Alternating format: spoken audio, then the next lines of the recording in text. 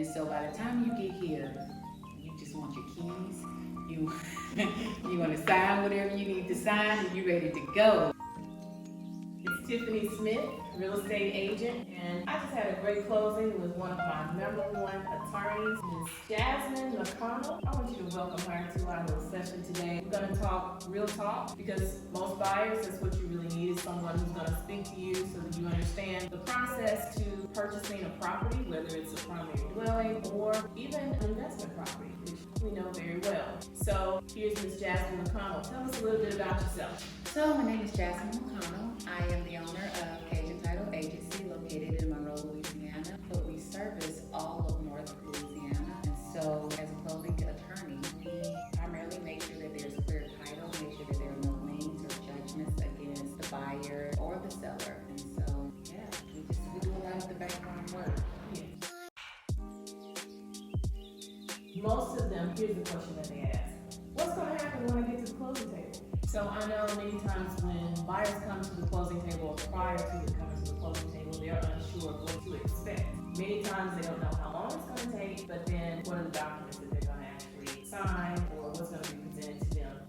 Right. So, as a closing attorney, I'm kind of like the lender. Some lenders you see face to face, a lot you do not see, but they're always working on your case. And so as soon as I receive communication from the lender saying, hey, the buyer wants to go with you, we need to make sure that there's clear title, make sure that we're in first position. That's usually early on in the home buying process. You just are not aware or not seeing and knowing that I'm moving in the background. I'm running checks at the courthouse to make sure that there are no liens or judgments, like I said, and so we just make sure that the title is clear there, and then we prepare documents along with the lender that needs to be signed at the closing table, so like your act of sale, which officially transfers the property from the seller to the buyer, and the legal description, which encompasses or describes the legal boundaries of your home. And so we do a lot of those minor things. We also work with the lender to make sure that the amount that you are to bring to closing balances, the taxes, knowing what the amount should be for the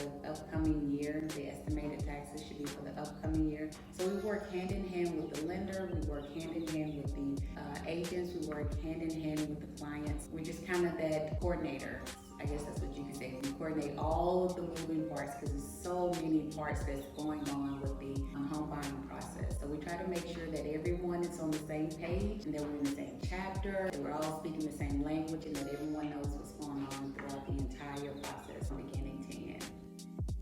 As your real estate agent, we're always going to come with a list of what we call affiliates. So Attorney McConnell would be considered an affiliate that we work with between a lender, the title company, which is that's what she works with, as well as the home inspector. Maybe it's a termite inspector, maybe you have a basement, maybe you need an engineer. So we have a list, and by law, we're required to give you a list of multiple professionals that we would recommend to help you with whatever that part of the transaction may be. So here's something I want you to understand is your option as the buyer. In most cases, I would say 95% of the time that you have the opportunity to choose who you want to close your deal, who you want to close on your first home or your second home. It's your option. Every blue moon you'll have a seller who maybe they've been through some type of judgment or there have been liens against their property or against a person that is a part of the ownership of that property. And because that attorney has done the work, they may say, you can buy this property and you have to close with this attorney.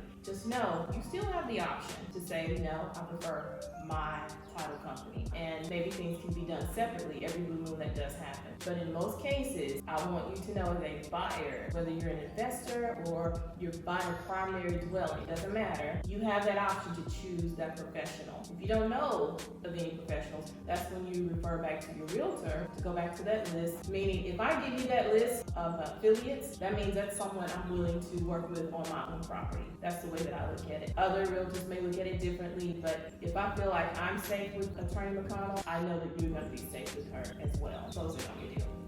Absolutely, and that's really an important thing when buying a property. It's already kind of an emotional process all the way through. You're not sure exactly what you're going to encounter, when you're going to encounter things, and And so making sure that you have someone that is going to work very well with your agents. They know once they turn the deal over to them that you're going to take care of things. You let them know if there's a problem that arises, but for the most part, you're working in the background, you're taking care of everything, making sure that things are getting done, you're working with the lender, communicating with them. And so, like I said, it's a lot of moving parts that go on with buying a home. And so making sure that you have a solid team from your agent to your lender, to your title company, and that there's a strong connection there, strong line of communication there, makes the process very smooth, go smoothly. And that's what everyone wants at the end of the day. You want someone that when you finally get to the closing table, that's going to tell you, hey, let's buy a home today. We're here, we're proud of you, congratulations, we've been rooting for you the entire time. And that's what I really try to make sure that I convey to my clients. I try to keep them calm. I try to keep all of the parties calm throughout the process because I know how frustrating it could be. I know that after you've been asked for the same document several times, or you got to produce this document, you have to do this and you have to do that, and then this is going on and that is going on.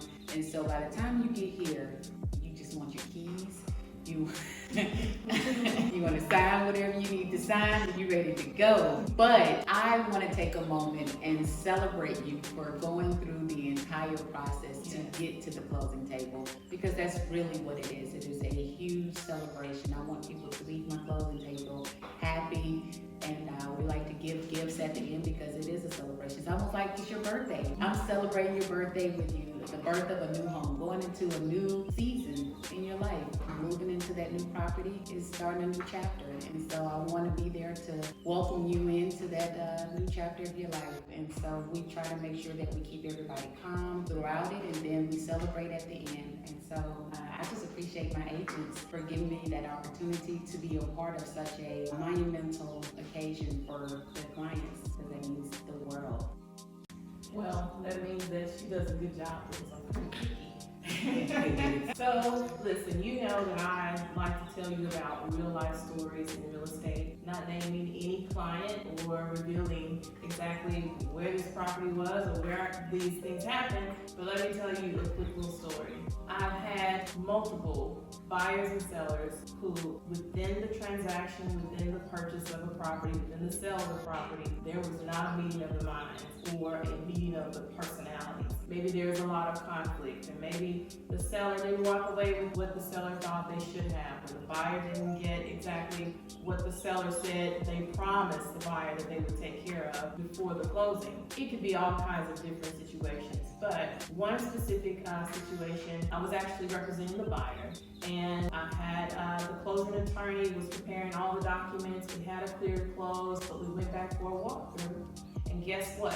When you have a walkthrough, that means you're going back to check out all the items that were listed on the inspection that the buyer asked for, that the seller agreed to take care of. Well, of course, in this instance, the seller didn't take care of everything that was supposed to be taken care of. So guess what? The buyer and the seller had a conversation, and there were things that were not shared with me as the buying agent, nor with the listing agent on the other side. So this was something that was agreed not within the document where everyone signed, where the seller said, I'll take care of 1 through 5, and 6 and 7 you'll have to take care of on your own, and the buyer was agreeable. But the buyer went to the property without me and asked for an item to be taken care of. The seller did not do it. And in that instance, had the buyer not closed on the closing date, the seller had a backup offer and could have sold that property to the next buyer. So just know, not every transaction goes smoothly. At the end of the day, they had to close it several times because there was such a rift, and the buyer was upset, but it was something that I could not support the buyer in because it was not communicated with me that they had this conversation. So there was not a legal document signed by all parties stating that this was to be done by the seller.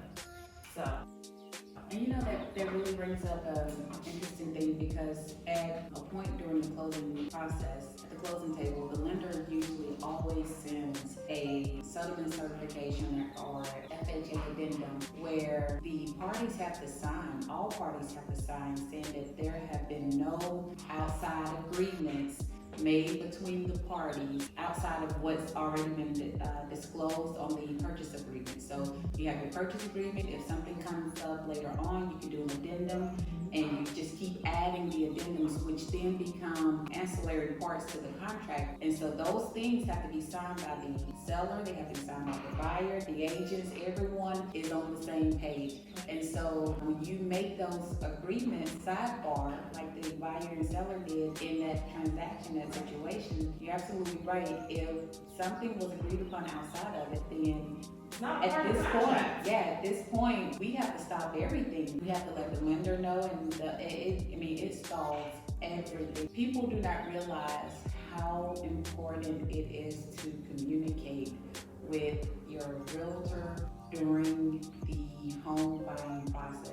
If you stump your toe, you almost need to let your realtor know, my toe hurts. And the reason that I say that, I know that's kind of trivial, but I say that because your realtor is your advocate. They're your biggest advocate. And so making sure that they're on the same page, they're aware of what's going on with you, whether you know it's going to make them upset or not, you let them know, because then they can tell you and guide you on, okay, well, if this happens, then this is what we need to do to help protect your interest. And that's what that realtor is there for. People like to try to do things on their own, try to sell a property or buy a property without the realtor, but the realtor is there to help guide you and keep you within the confines of the law and protect your interest, to make sure that if the seller says that they're going to fix the door, and at the closing table or the walkthrough you realize the door is not fixed, the agent is going to say, hey, we're not buying this property until it's done. And so that takes you out of being in a situation with the seller. You don't have to deal with that. Your agent is there to advocate on your behalf.